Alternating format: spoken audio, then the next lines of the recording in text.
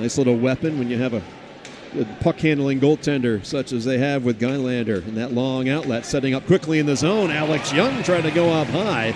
Off of Shane, up and out of play, and a little get-together post whistle. And Malinsky on top of a Colgate skater. Manderville on top of him. And that'll get the crowd back into it. Everybody unpiles, and we're going to get penalties to both sides, I think. Well, Malinsky's definitely – the ref is pointing at Malinsky only at this point. Okay. Yeah. So roughing on Sam Malinsky there. So Cornell's going to be down 2. So there'll be a 2-man advantage for Colgate for 1 minute and 9 seconds here. Well, and really, I mean, quite honestly, Sam's got to know better. He's got to stay out of that stuff. I mean, even Travis Mitchell backed off of the play, and hate to be critical, but you got to be smart. And he's your captain, and I know he's trying to stick up for his buddy, but at the same time, he's got to stay out of it. Well, Mike Schaefer in conversation with referee Mike Baker. And I think it's a fair point. Take both guys, just don't take one guy. So on the flip side of that, I would agree with Coach Schaefer on that. So a 5-on-3 advantage for the Raiders here in a scoreless game with it's under 7 minutes gone by, and again, taking a while to get things set up here. It's been a strange feel to the opening 7 minutes here tonight. So a big portion of the kill here for the Big Red. Loose in the slot and never getting the shot away was Alex Young, and Shane diving out to his left to spin over on all fours and get the cover. You don't want the puck on the stick of Alex Young. He's riding a 12-game point-scoring streak, but just ran out of options as the 3 white jerseys on the ice did finally react, and that puck rolling free. And Shane with a cover to reset. Yeah, and you see here, just face-offs are just so crucial. And out of that, Colgate gets an opportunity there. Wasn't able to really get a shot on Shane, and he covers up. But face-offs just so crucial in a game like this. Anderson handling along the blue line. 5-on-3 power play for another 53 seconds. A one-timer loose in front. They score! Ethan Manderville putting home the rebound on the 5-on-3, and it's 1-0 Colgate. Quick puck movement by Colgate here.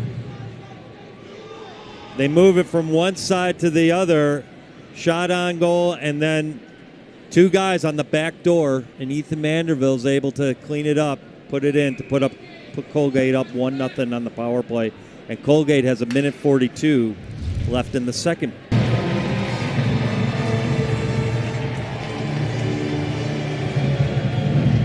The Big Red hitting the ice here in period number 2, as are the Colgate Raiders. And we'll take a look at out-of-town scores here before we begin our second here in Ithaca.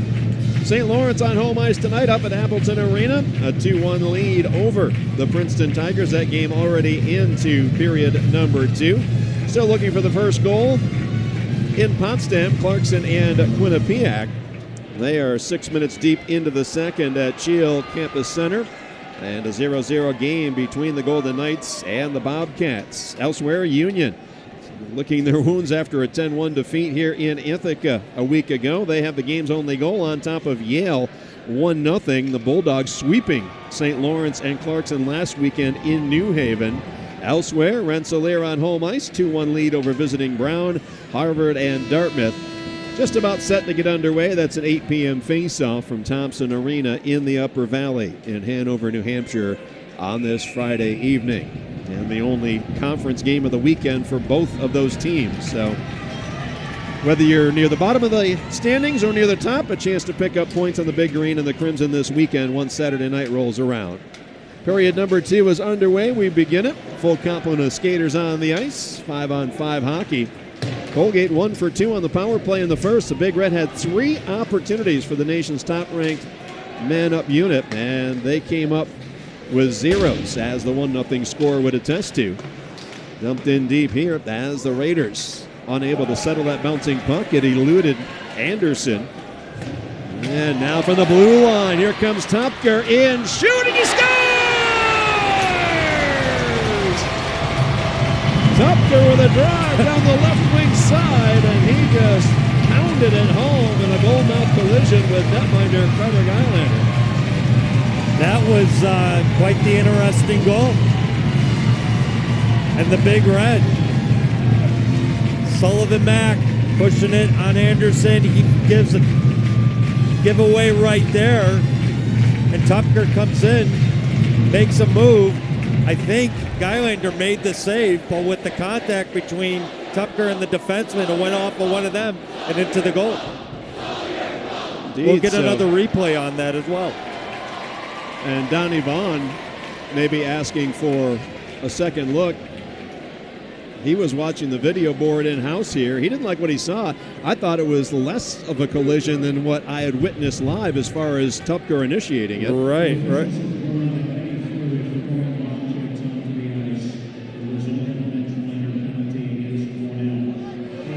So, more debris on the ice here. And I'm all for the college crowd here having a good time once. You're right. Not continually throwing objects on the ice here. And I think that warning came about 3 item tosses too late here.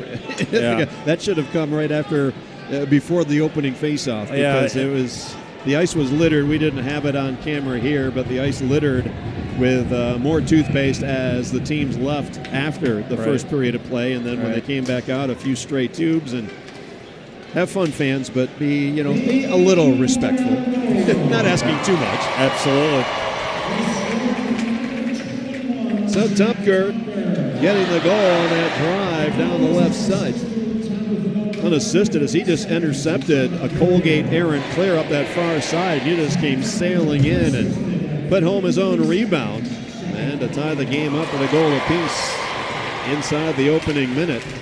Period number 2, as the Raiders will now face an icing draw in its own end as McGuire unable to beat Suda into the Cornell zone. So the Big Red, the physical advantage in period number 1, and here in the second, where it counts even more. You get that first goal off of, I don't want to say it was an unforced error, but just a clear, and they were trying to send it out the center, and Tupker was right there and said, thank you very much. Yeah, exactly. Kyle Mack just using his speed to push Anderson back, and really surprised, because by the time he threw that puck back up the boards, he was below the dot. Rule of thumb when you're a defenseman, if you're below the dot, typically you're looking to take it to the net and trying to use the net as a barrier and all that to lose the forward. But he just threw a blind pass straight up the boards, and Tupker was there and ends up scoring and tying this up. Rigo sending in deep. Penny crashing onto the scene as he spins off of Belpedio. Cornell up with a puck. Rigo to Mitchell into the slot. O'Leary tried to go backdoor. Wraparound try, they score! Kyle Penny! Andreev denied, but Penny is there, puts it in a blink of an eye. The Big Red in front, 2-1. They are a buzzing right now. Great, and one of the things that sets this play up is just the passing. D to D, hit O'Leary in the top slot. Can't see who that was coming in, but then there you got Sullivan Mack coming back door and wrapping jams that. And we talked about that earlier today in the women's game. The wrap and jam is a great way of keeping goalies honest. And Geilander doesn't have his pad against the post. It's jammed in. Cornell's up 2-1. 2 goals on 2 shots in 59 seconds. Not nearly the pace they set in period 1 last weekend against Union in that 10-1 romp, but effective enough to bring this line of crowd to life. And the home team now playing with a lead. And we should probably mention those goals again. Last week, 4 goals by Cornell in the first period against Union in 56 seconds. 3 goals scored by Cornell in 23 seconds last. Blitzkrieg, like no tomorrow. And those happened so quickly, we didn't even point that out on the broadcast. And Colgate was aware of it as well, too, coming in. This crowd gets in, lays the energy, the players start to get into it, and it really gets chaotic in here for the visiting team. Seeger up with it here as Cornell offensive zone. We're still inside the opening 3 minutes of period number 2, and the Big Red already on the board twice. Seeger will flop a backhander through the deep slot, and the Raiders had that well read. Glassman in deep, Kemp. Ahead for DeSantis. The Big Red trying to put a 3-on-2 together. DeSantis throwing it away as big Gabriel Seeger had to slam on the brakes right at the blue line. And the Raiders in transition. Couldn't make the hook up. Near side, Anderson stepping down from his defensive post, but that pass just out of his reach as Dalton Bancroft gets sent to the board. On him, P.J. Garrett. Now the puck out to the point. Rigo with it. Mack turning to the slot. Firing, he scores! Sullivan Mack drove the slot. Hard wrister over the glove hand of Gylander, and it's 3-1. And what's interesting about this goal comes off the forecheck. Sullivan Mack's able to draw it. The forecheck creates that turnover. Sullivan Mack comes to the middle. And what's interesting, Anderson doesn't pursue him to take away the shot. He tries to skate with them, gives Sullivan Mack some time, and boom, snapshot over Gylander's glove. Cornell up 3-1. Donnie Vaughn, Colgate head coach, knows he's got to settle this down, settle the crowd down, settle the team down, and get back to the best way that they can play hockey, like they did in the first period. Back up near his own blue line. Now DeSantis in.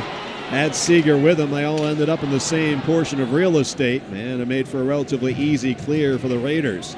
Malinsky with a push on Manderville as a puck down to our left. Under 11 minutes to go in period number 2. The Big Red with 3 in the opening 3 minutes of the second, as they trailed 1-0 after 1, but right now having things go their way offensively, looking to change that. Vachon driving, shooting, wrap around, and where is it? Underneath Ian Shane. Wow. Vachon had 2 opportunities, one on the short side, and then the wrap, and Ian Shane coming up big on both occasions. I thought he had that too on Shane, but Shane somehow got over there and able to get a pad on it so it doesn't go in. Oh man. Oh, looked like it came off the post and between the legs. Yeah, it came right. Did it go right across the goal line there real quick? Thought it kind of came out. I didn't see anything close to the goal line personally. All right. Doesn't go in. Oh, man.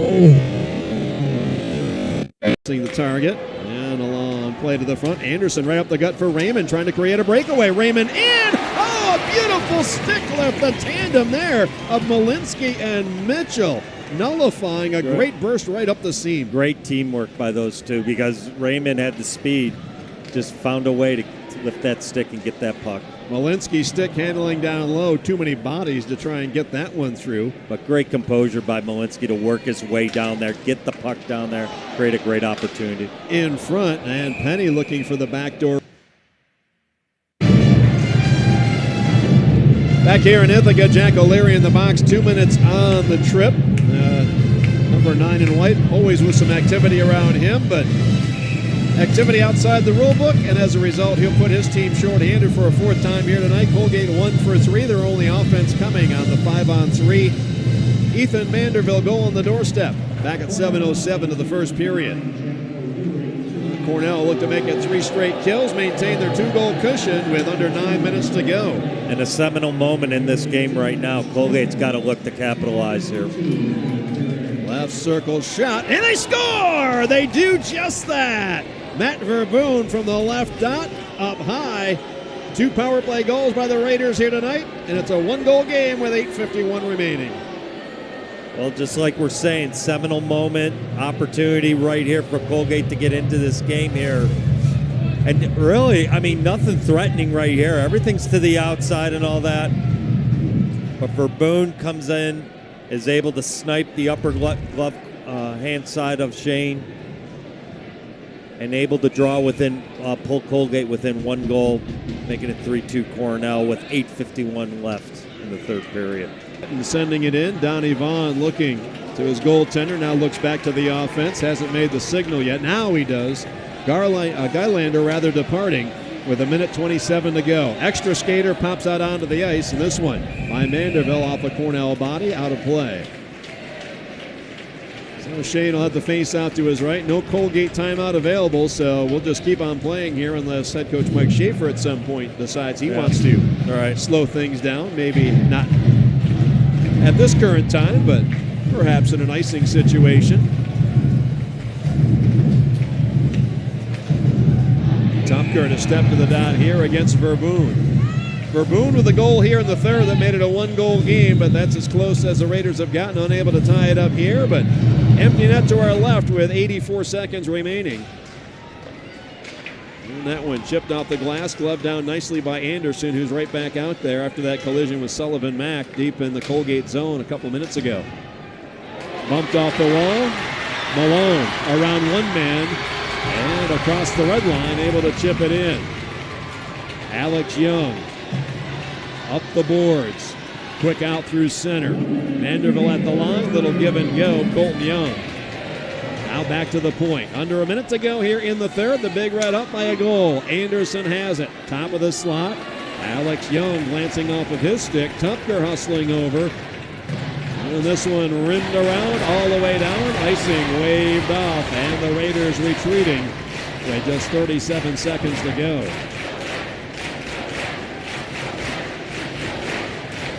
Anderson, a big windup. Off target, but gets it in deep. And the Raiders looking to go to work. Verboon centers it off the stick of Vanderbilt, and it's blockered out by Shane. Lobbed up along the near glass into the corner. And now on a second try off the glass, down it goes.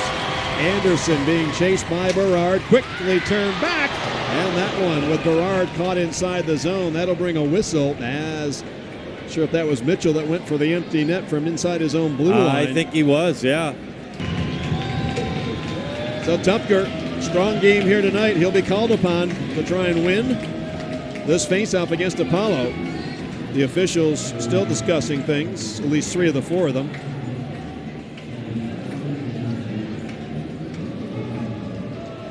And one of the Colgate assistants down along the board area. He got the officials over, so again, I'm not quite sure what this is about now.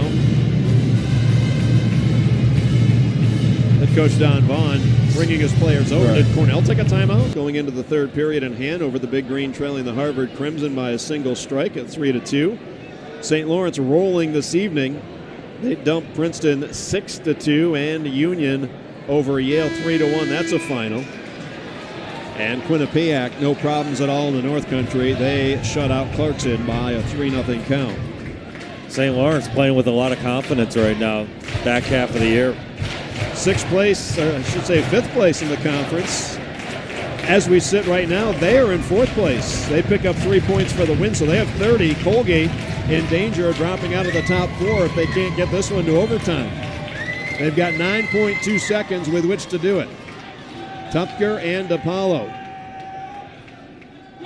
They can't get set. And Cornell gets the warning. This one going out to the blue line, near side. Verboon, a shot blocked away by Andreev, right through the deep slot, scoots all the way through. Thrown out of the corner, and the horn sounds, and the Big Red hangs on. All right, hold on here.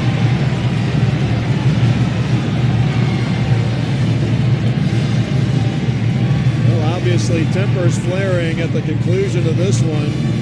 Vanderbilt was in the midst of it. Biggest player on the ice, so easy to pick out.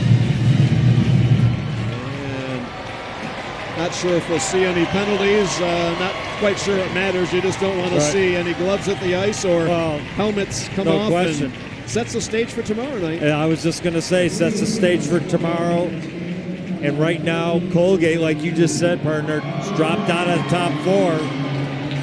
St. Lawrence is in the top 4 right now. A huge game tomorrow night, but by playing these home and homes adds a lot of emotion to the series and to the rivalry. Colgate drops to 13-14-2 and drops to 5th place in the ECAC standings. For the Big Red, now with 40 points as they solidify their grasp on second in the conference. Cornell 16-7-1. Cornell takes this one tonight. The back end of the home and home tomorrow, 7:30 In Hamilton, John McGraw with a call on ESPN Plus for that. For tonight's producer and director, Steve Wheat, and my partner up top, Tim Vanini, I'm Grady Wittenberg, thanking you for tuning in. Your final score from Liner Rink in Ithaca, New York, Cornell 3, Colgate 2. All games airing on the ESPN networks are streaming live and archived on the ESPN app. This has been a presentation of ESPN Sports.